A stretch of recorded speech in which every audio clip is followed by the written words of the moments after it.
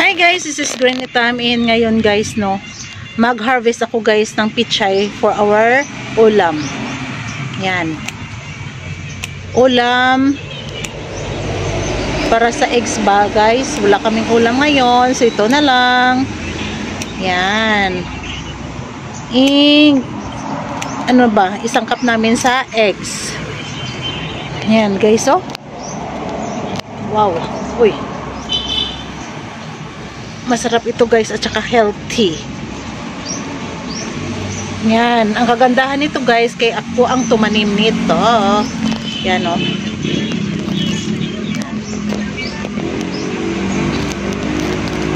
Saan ba yung isa pa? Ito guys. Kahit sa ganito na lang guys, at least makaulam kami guys, no? And para sa ekonomiya guys, makatulong ito guys. Yan. Yan. At ganon din guys, oh. So hindi ko lang siya muna kunin kasi maliit pa siya. Yan. Pichay on the go.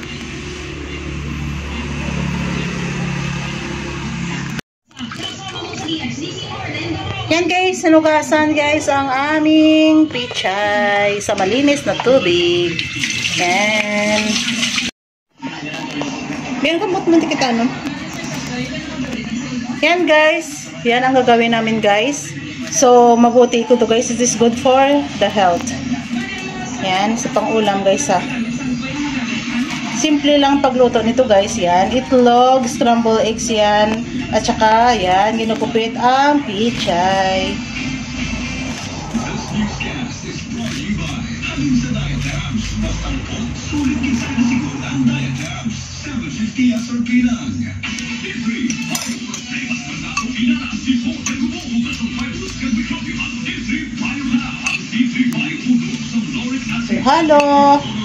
Halo lang.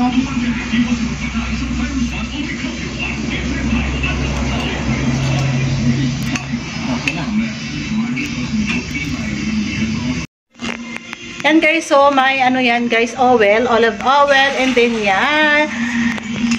Yan, sarap ba yan guys, oh. Simpleng ulam yan, it is good, it is healthy.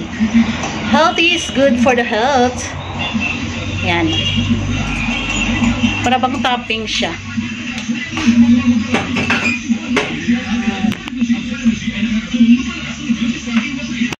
Yan guys, yan, ito na.